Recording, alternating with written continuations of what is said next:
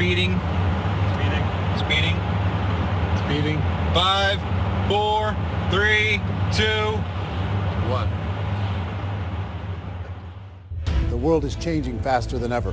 What used to take decades is now taking years or even months. What you see right now is the illusion that people have had for many decades about the workplace being this secure place to work the rest of your life. For the first time in the history of our nation, our children will not do as well as us. We've seen our friends get laid off. We've been laid off. We've had our pay cut. People are overworked and underpaid. They seem to have less time and less freedom.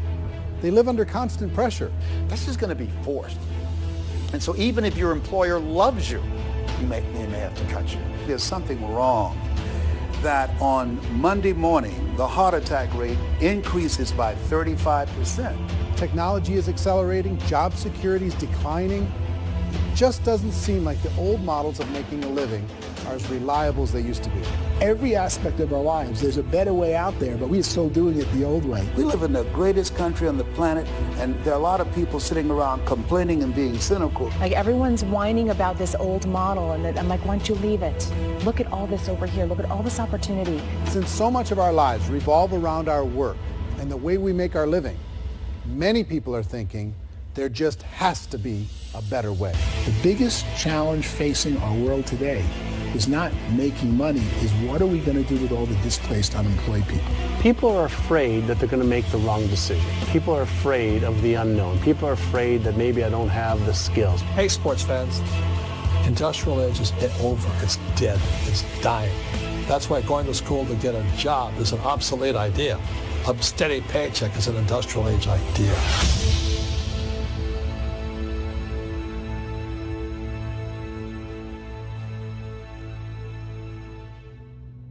It's the search for answers that has brought us here together today.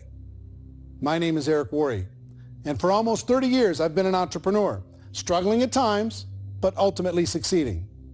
As a best-selling author, speaker, and business owner, I've spent my entire career helping millions of people around the world to become entrepreneurs. And I believe strongly that there is, in fact, a better way when it comes to how we make a living.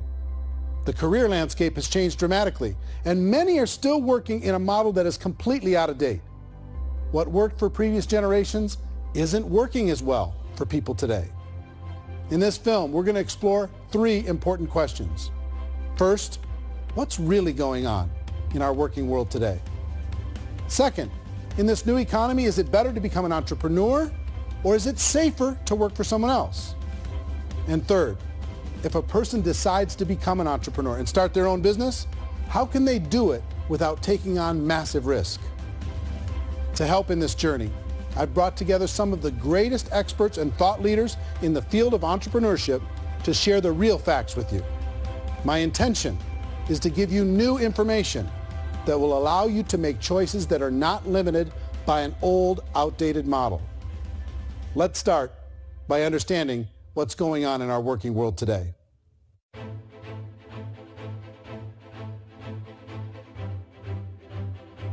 Let's look at unemployment. 30–40% of the people are honestly not working, but would be working. What our government does is if you haven't found a job in 6 months, we don't call you unemployed. We pretend you dropped out of the labor force. I've often said that unemployment, particularly structural unemployment, that's unemployment due to technological changes, is the first sign of economic growth. Think of it, 10 people live on an island. They go out every day and fish. One day, new technology shows up. A missionary brings them a net. Now, using the net, one pilots the boat, one throws the net. 2 fishermen can do all the work 10 used to.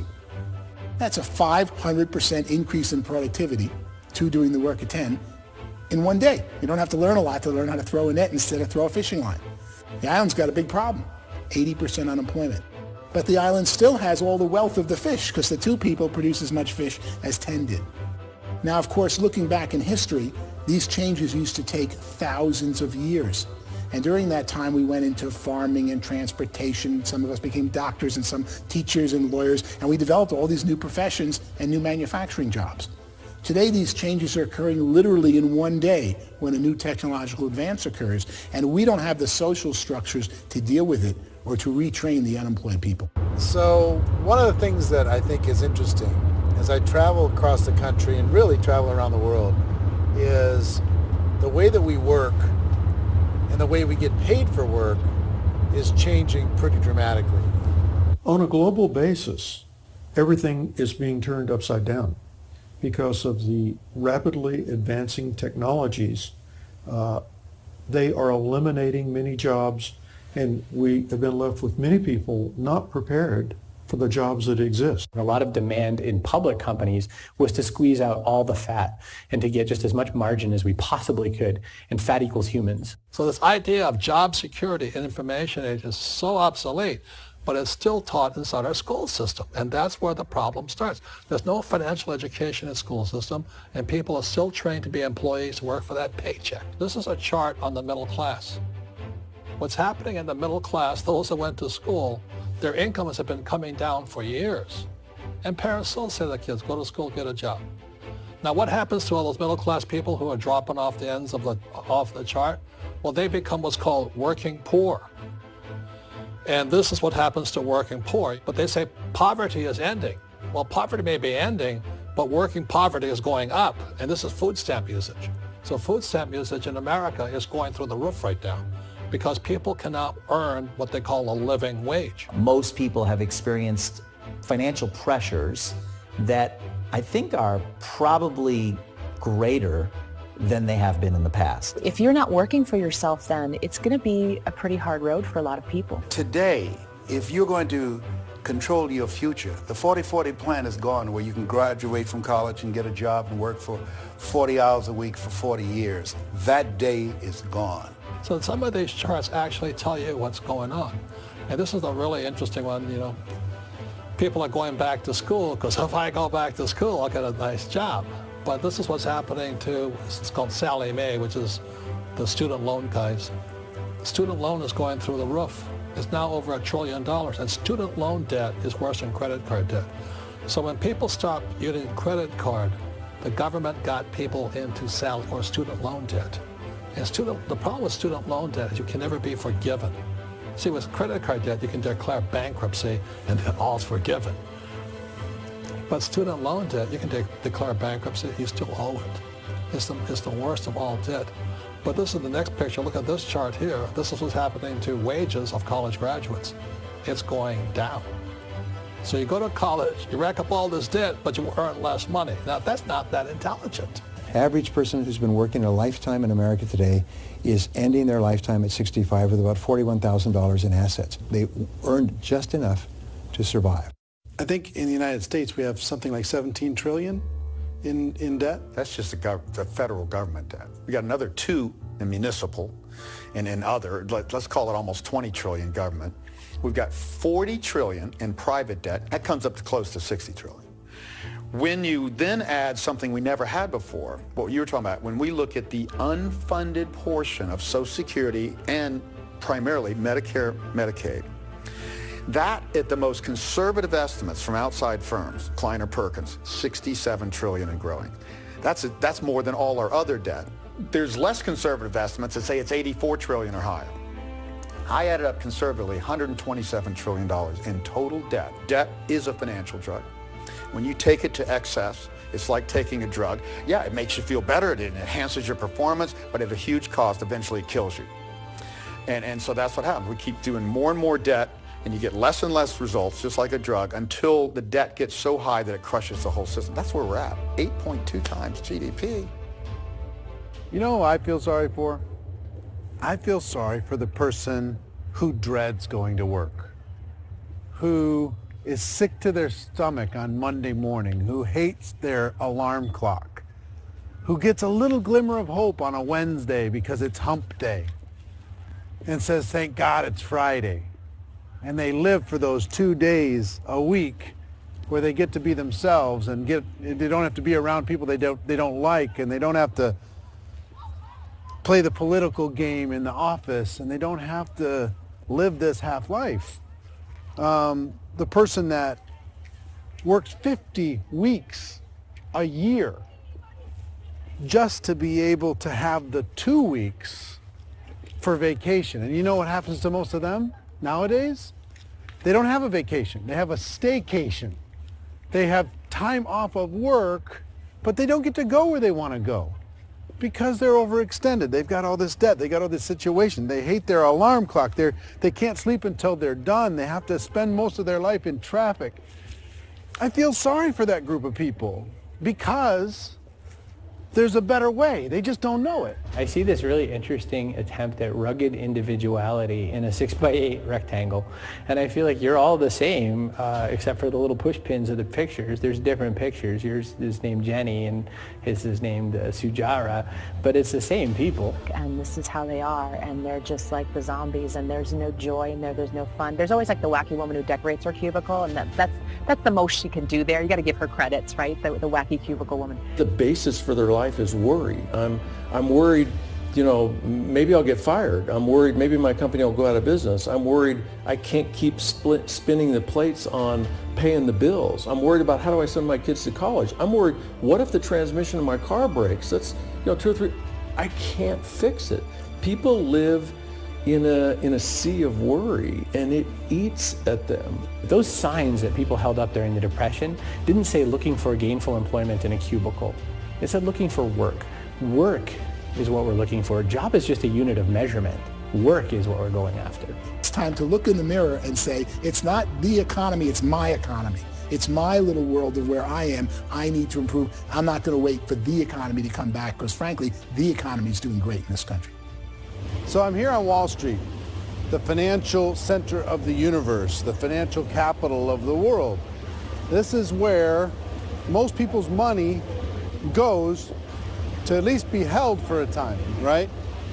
With interest rates in banks being effectively zero, and many experts are predicting it's going to stay at zero for the next 10, 20, even 30 years, people feel like they don't have any choice but to put their future into equities, to put their future into the hands of other people on this stock market, and hope that the stock market goes up, hope that the stocks that their advisors pick or that they pick goes up. That's one way to go, I guess.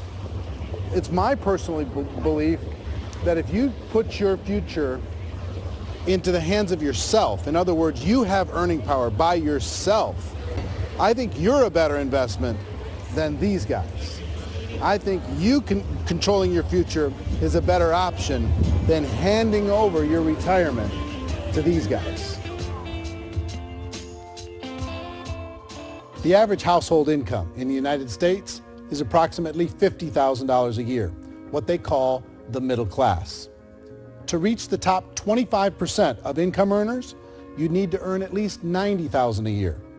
To reach the top 10% would be a household income of $140,000, the top 5%, $190,000, and to be in the top 1%, you'd need a combined household income of at least $380,000 a year. So here's the question. What do you think would give you the best chance to move up and get to the top 10%, the top 5%, the top 1% or beyond? In my opinion, and in the opinion of many, many experts, the answer is to become an entrepreneur, to become your own boss. I think you have to be a business owner. I can't, the only time I ever say to someone it'd be great to be an employee is when they've already told me they've surrendered. I only tell people who are wounded spiritually that they should be an employee. And it's that feeling that you get when you pick up the backpack off the little Cub Scout and say, don't worry, little guy, we'll get you back to the camp.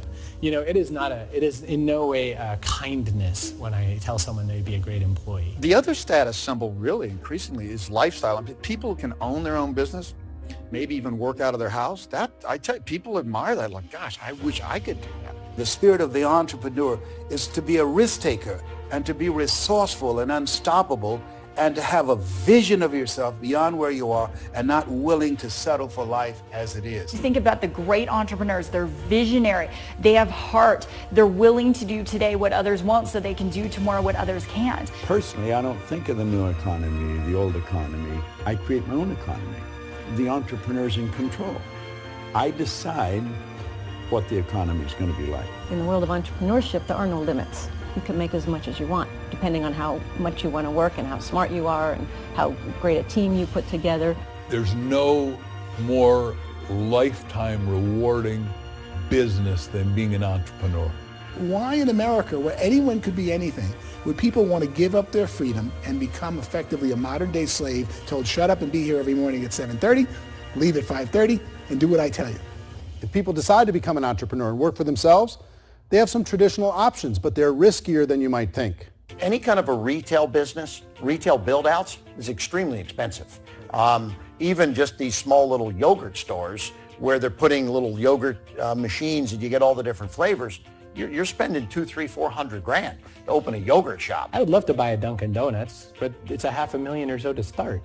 I don't quite have that just-in-case money. Risking lose it all, and most guys do 2 or 3 times, and even big guys like Branson, because I'm such a fan of his, half his companies don't work. If you make $1 million, your problems are going to go. If you make $1 billion, your problems are really going to go. Just the opposite. You and I know when you're making $1 million, you get $1 million responsibilities. You make $1 billion, you got 1,000 times $1 million responsibilities. And most people say, I'd love to be my own boss. 70% of Americans would love to be their own boss, according to recent polls.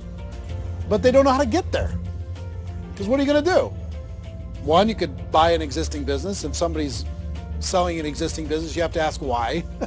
Usually because it's probably hard. It's probably not making as much money as they hope. 2, they could buy a franchise. A little less risk, proven system, but it's expensive to be able to do that. 3, they could start something from scratch. And that's where a lot of people feel like, I don't have the chops to do it. I don't have the money. I don't have the product idea. I don't have the expertise. I don't have whatever it's going to take to be able to get there, and I can't risk my family to do it. So 4th, they could become an investor. A lot of people in this town invest to try and figure out a way, but you got to be pretty smart with that game too, right? Venture capitalists, who are the very best and most sophisticated in investing in new breakthrough businesses, make it on 1 out of 11. That means 10 out of 11 are mediocre or fail. Most of them fail. That's the risk there. An angel investor is lucky to get 1 out of 15 or 20. A business is a team sport. Like, I have to have accountants, I have to have engineers, I have to have system designers, I have to have sales, marketing, I have to have accounting, I have to have mission statements, I have to have legal and all that. The average Joe Schmo, even me, I go out there, I don't have the skills to put a business together. I think the bottom line for the 4 traditional options is they take money, sometimes a lot of it. They take expertise, and they take time. All of that adds up to just too much risk for most people. I bought a business from somebody else, and it was a lot of work. And you start wondering, what did I just buy? Because I guess ultimately I own your email list, and I just overpaid for it. People that start their own business, they spend a lot of money, they spend a lot of time, a lot of effort to get things started. And the more you invest on the upfront, the harder you typically work at it. I can tell you what the success rate is of a restaurant. What is it? They're crazy enough. About 90% of them fail. About 90%, in how quickly? Year less. Wow. And if we're talking non-franchise, we're talking franchise, Sure. That's totally different. Yeah. But our students aren't getting franchise restaurants. You got to invest big money. Exactly. And with someone like McDonald's, you've had to work with the company for a long period of time, really know the You even have a chance of investing $1 million. have a chance, and it's a slim chance. What if there was a way that you had all the proven aspects, the comfort aspects, and you could still control your own life? What if there was both? In other words, you didn't have to create everything from scratch. You didn't have to be a super leader. All you had to do, what if there was a proven product already? You didn't have to create the product. And there's a proven system already, proven training already. Everything except an employer. That was the only thing that you didn't have. Do you think more people would be open to working for themselves in that environment?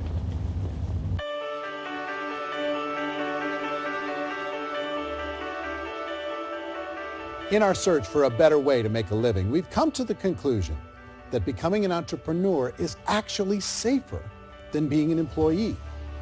And through our look at the entrepreneurial options, one particular path kept coming up from expert after expert.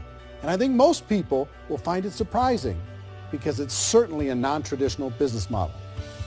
That model is for people to start their own business and become an entrepreneur through the creation of a network marketing business.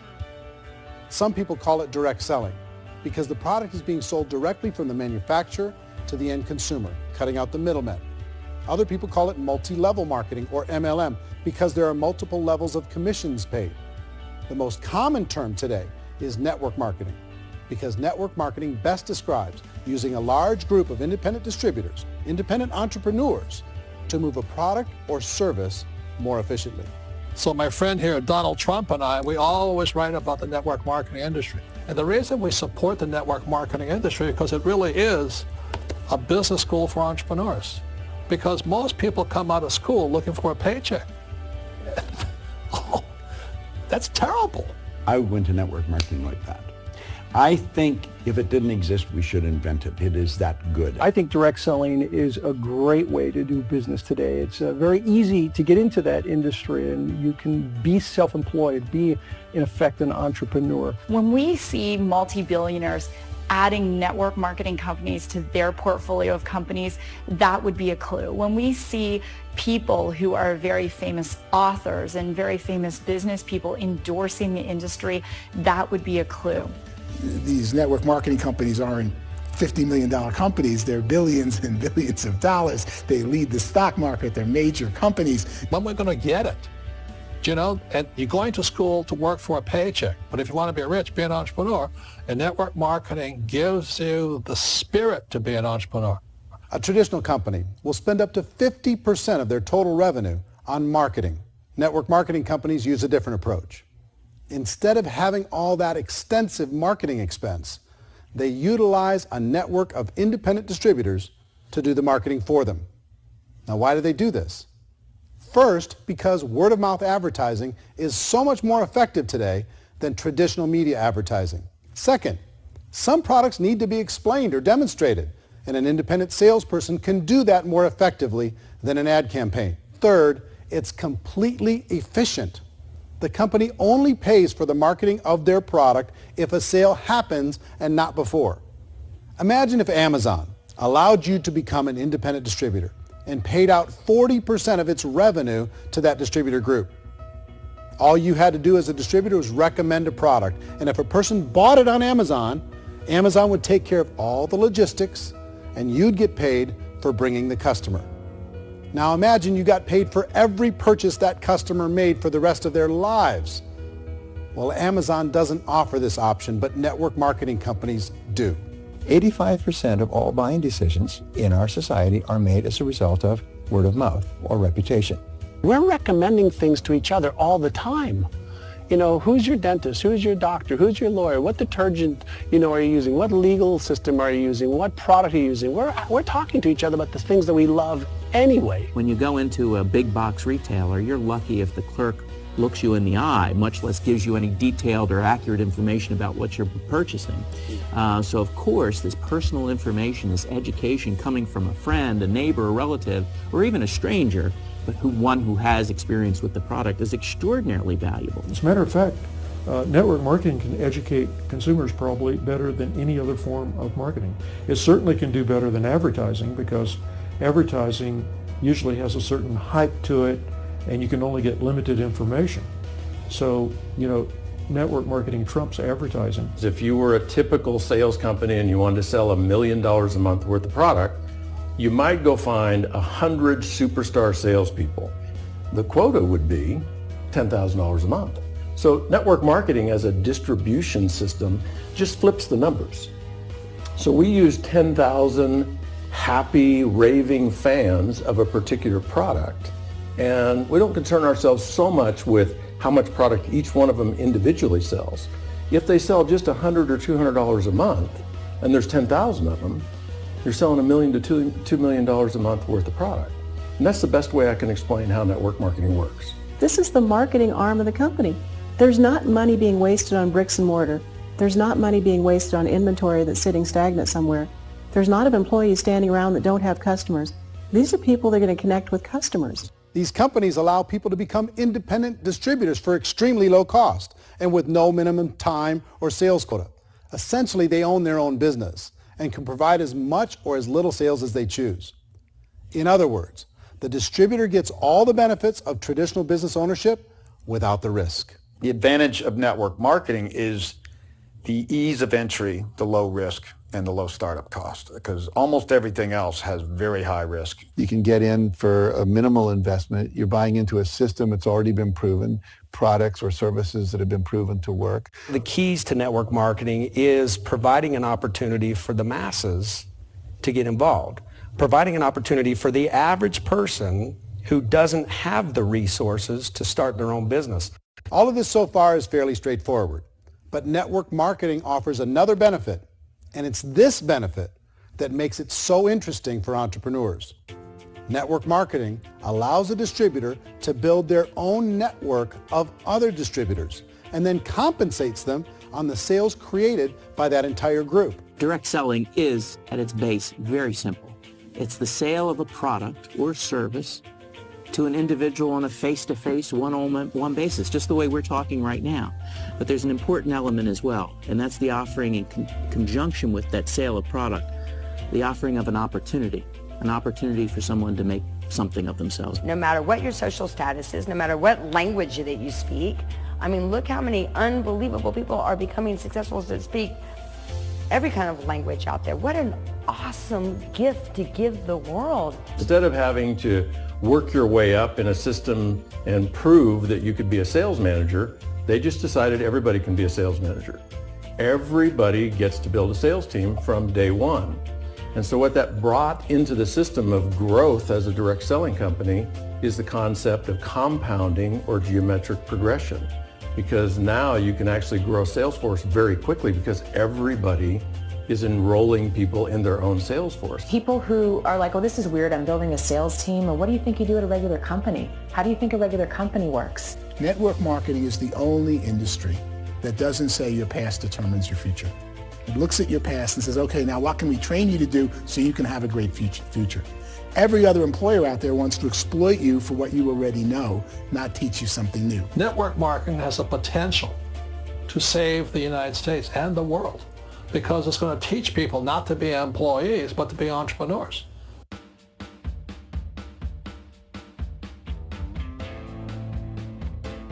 According to the Direct Selling Association, if you add up all the network marketing companies around the world, they combine to do over $178 billion a year in retail sales. To give you an idea of how big that really is, the NFL, the National Football League, does approximately $9 billion a year. The music industry does a little more than $16 billion a year, and the movie industry does about $80 billion a year. Using a conservative average, network marketing companies pay their distributors about 40% of that $178 billion in the form of commissions, which adds up to more than $71 billion a year. That's almost $6 billion a month. It's almost $200 million in commissions every single day. So it's certainly working, and people are making serious money in network marketing. With the growth of the direct selling industry over the last 10, 15, 20 years, we've seen a broader understanding of the channel. We have seen more and more people getting involved in the business, so our penetration in the marketplace has increased, and thus the understanding in the marketplace of who we are has increased. And we've seen non-direct selling companies look at the direct selling model and say, something's going on there. People are making money. Companies are being profitable, individuals are being motivated, product is being delivered to market. Maybe we should explore this. Some people think only the people at the top make money.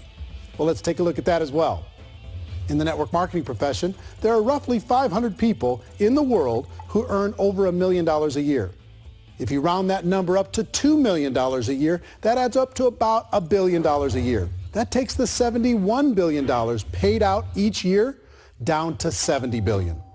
So where does the rest of the money go? The vast majority goes to part-time people making anywhere from a few $100s a month to many thousands of dollars a month. It goes to people who choose to make it a full-time career move and earning even more than that. Every day, people are using the money they earn through network marketing to pay off debt, have more fun, and improve the quality of their lives. Everyone I know in network marketing has been doing that since the 50s. They go to work when they want to go to work, They stop working when they want to take time with their children to have a leisurely breakfast and discuss issues and driving to school. They go back to work when they get home, wherever they're working out of. The biggest thing that I've seen is people that have become much happier in their life. MLM has probably made more millionaires of more people in more countries, and I've spoken to them in 67 countries than any other single form of business, starting from nothing. If they have a choice between working a job for the next 10 years or working a network marketing business for the next 10 years, the result of working the network marketing business will be better. A lot of people within the industry go on and make this a career and do extremely well at it. Network marketing has been nothing but good for everyone I know that's been involved with it because they did it seriously and they played full out and they've been very successful. It's been a constant barrage of success stories and people showing off stuff that they got as a result of it. How many people are involved? Approximately 16 million Americans and 96 million people around the world are currently participating in network marketing. And in a recent poll, 82% of those people report a good, very good, or excellent experience with network marketing. So people are happy.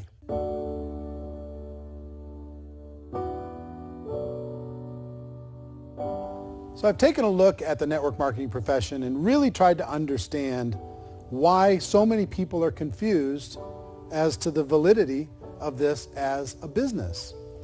One is this pyramid shape. People get really messed up with this pyramid. Oh, it's one of those pyramid things. So I just think there are a lot of haters out there who really don't understand the industry and say, oh, it's a get-rich-quick scheme. It's a pyramid. Well, corporate America is a pyramid scheme. You know what I mean? It goes like this. You have thousands of MBAs, let's say working for Ford or General Motors or Coca-Cola. If all these MBAs, they're all trying to get to here, that's a pyramid. Only one guy's going to make it. Every 10 years, one's going to make it. Whereas you look at network marketing, it's like this. So you're here, and your job is to develop other CEOs coming up behind you. So it's an inverse pyramid. In network marketing, it's a very simple concept. If you sell product, you get paid. It is paid based on production. There is no first mover's advantage. There is no investment component where the more somebody spends, the more they're entitled to make. So the two are polar opposites of each other. It doesn't matter what shape the company is or the compensation plan is shaped, whether it's a circle or a pyramid or a triangle or a trapezoid, it doesn't matter. If compensation is coming primarily from recruitment, then you've got a problem. On the other hand, if an operation is basing their compensation to participants on the basis of sales, even when those sales are generated by people you've recruited, well, then you're a perfectly legitimate enterprise. That's the legal test, it's the practical test. Another issue that's been true in the past that is no longer true now is people used to be in network marketing loaded up with products that they couldn't sell and they ended up a loser. They ended up with a bunch of product in their garage, they ended up with a bunch of products sitting in their kitchen shelves or whatever, and they thought they could sell it and then they weren't willing to or able to sell it and they ended up with a bunch of stuff and they were bitter about it. There was this thing called front loading where you had to buy if you bought $25,000 worth of product, you got better commissions and all this. Today, it's almost all done by computer. It's direct mail comes from a warehouse somewhere else. You don't have to have all this inventory. You don't have to stock up. It's a paperless world now. Most of it's done online. You have a back office. It really works. And I mean, the technology has changed everything. Third issue is people start talking about 99% of people in network marketing don't make any money. Well, we've talked about that over the course of this journey together. Almost $200 million a day is being paid out to network marketing distributors around the world. The naysayers, the people who say that it doesn't work, are usually the ones who just don't know how to make it work for themselves. And so they're giving you an opinion, and I tell people, don't confuse people's opinions with expertise, because opinions are free. And don't confuse sincerity with the truth, because people can be sincerely wrong. But here's the reality inside of network marketing. The vast majority of people that get involved in network marketing just become customers, and they get involved to be able to purchase product at a lower price. If you take Costco as an example, if a person goes into Costco and gets a membership to Costco so they can get a lower price on the product, we don't call that person a loser because they have a bunch of product that they walked out with with a smile on their face. Yet when some people want to take a look at network marketing, they say, well, those people, they're just using the product and they aren't earning an income, so they must be a loser. They're not a loser, they're a happy customer. That's the vast majority of people that are involved in network marketing. Now, a smaller percentage of those people decide to go build a business. They earn $300 a month, $500 a month, $1,000, $2,000. That's the bulk of earnings in network marketing. And then there's the few that really decide to take it serious, really decide to build a large network, really work to make that network very, very productive. And those people make huge amounts of money and there's no cap. What I do as an outside economist, just somebody looking at this industry like any other industry I speak and say, look, what's the realities of this? 1% do incredibly well. 10% generate some additional income at pretty low risk and effort. That's not, and 90% of people roughly end up customers. One thing that I think is real when it comes to people's perceptions about network marketing is people put this, and distributors, I think, involved in network marketing have some responsibility for this. They have sometimes unrealistic claims about the product or about the income. Most people who become distributors, they want the money, they want to be successful, but they don't have the skills.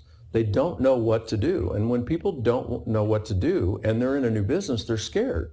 And when they're scared, they panic and desperation kind of sets in. So they think everyone they talk to has to get in. So if I talk to you and you say, well, no, I don't have time to do that, they're like, no, I need you. You have to do this or I won't be successful. So I start clawing on you. I start that desperation. So then I start making claims about the product, which are not appropriate, probably not even true. Or I start saying, oh, let me show you how you can make all this money and you don't have to do anything, Eric. And so you just totally misrepresent the opportunity, and you're clingy with people because you think you need everybody to be successful, and you don't. You know, one of the messages that I try to deliver most forcefully to companies as well as salespeople in direct selling is that you don't have to overpromise. The reality is in network marketing, there's a lot of hard work involved. There's a lot of effort. You're going to have to develop yourself. It's a business like anything else. It's going to take some time, but in my opinion, it's better.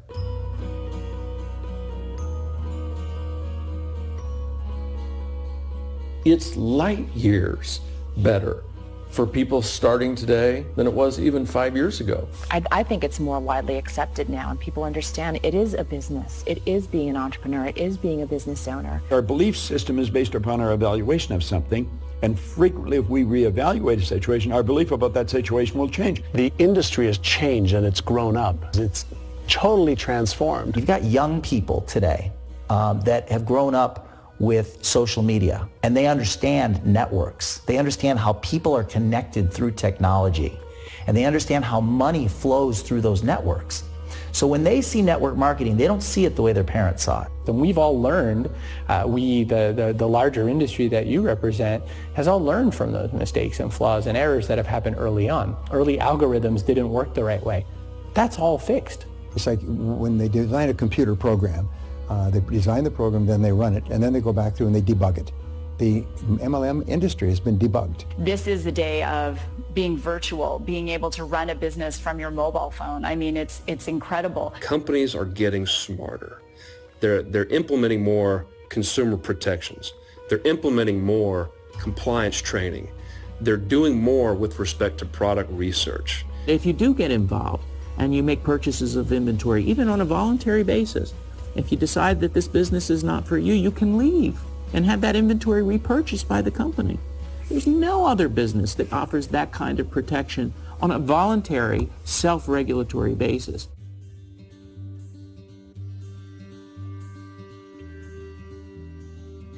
If you decide to look further into a network marketing business in order to generate more cash flow for your family, I would recommend reviewing the following 4 elements.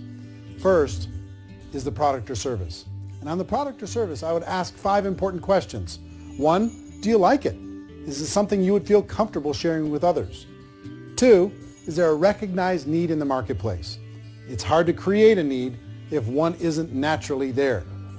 3rd, does the product meet that need? Does it solve a legitimate problem for consumers?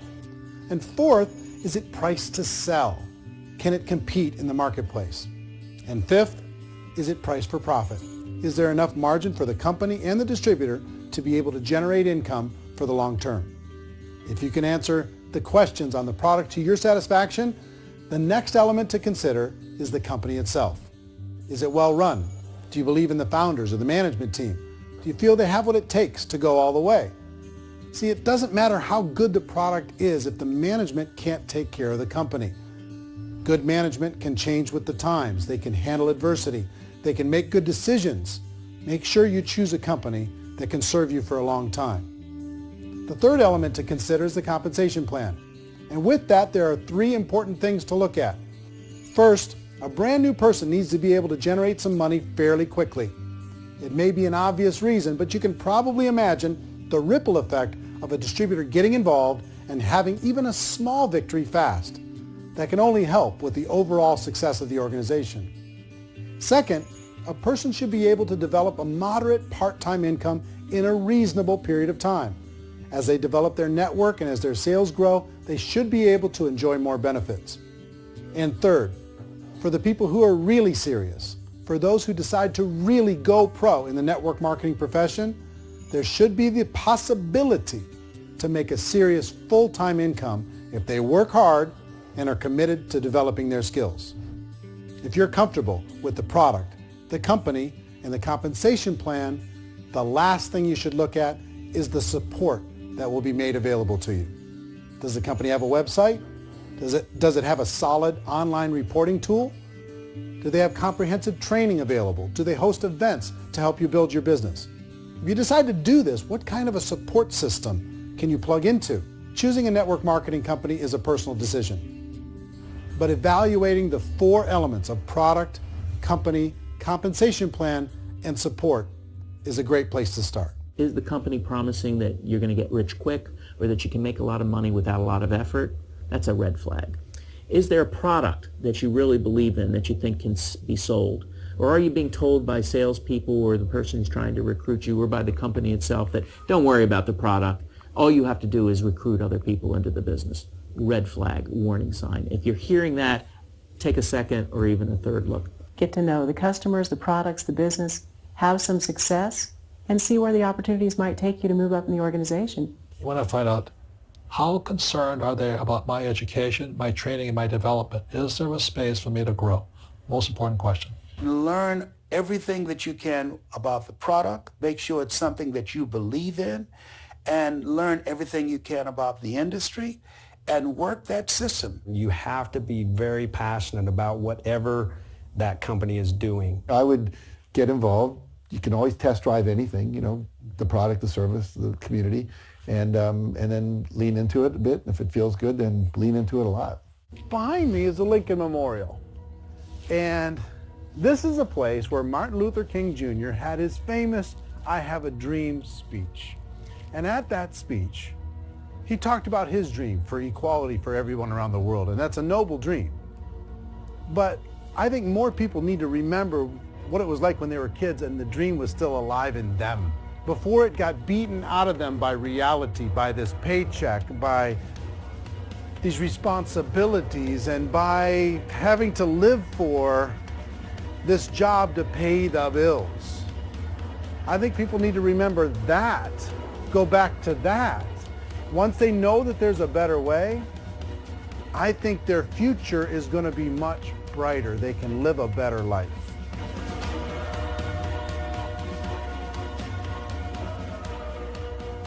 So if you're considering getting involved in a network marketing company, let me offer you just a few pieces of advice.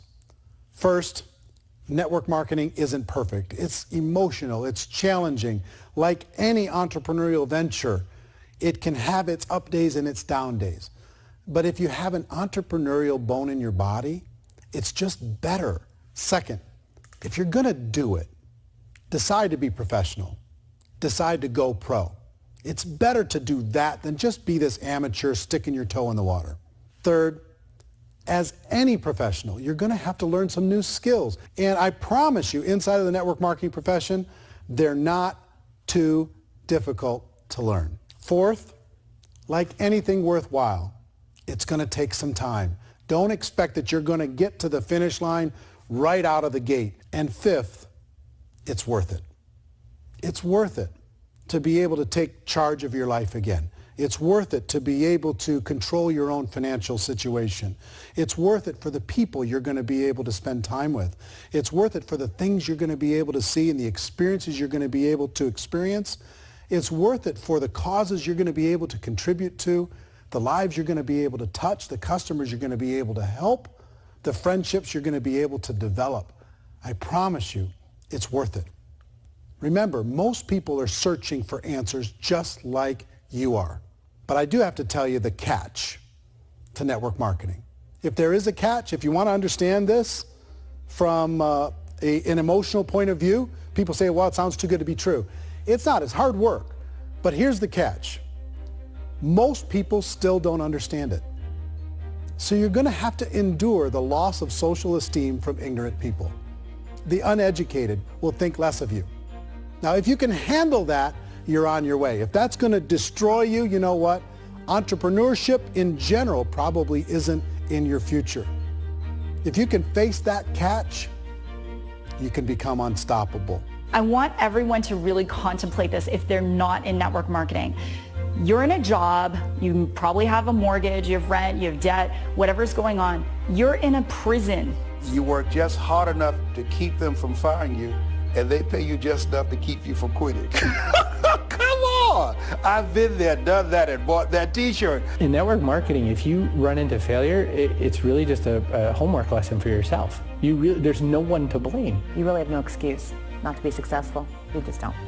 People don't want to hear that, but there's so much available to you. If you want to be a good network marketer, be a student to the people above you, be a fellow traveler to the people on the same level, and be a teacher to those below, and know when it's appropriate to do which. People who are not afraid of asking people to buy things, or not afraid of persuading people with a chance they may say no, these people own the future.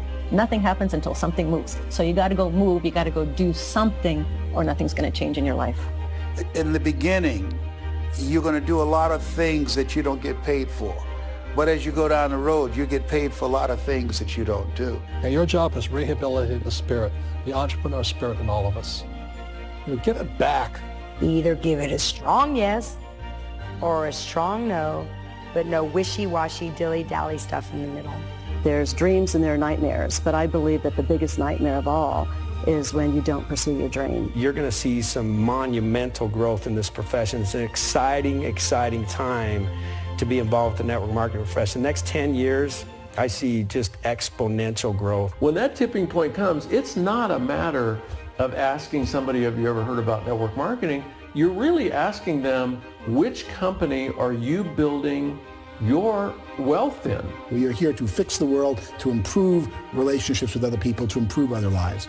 And the real reward comes as an entrepreneur at any level from teaching somebody something and watching them soar. There is no greater reward.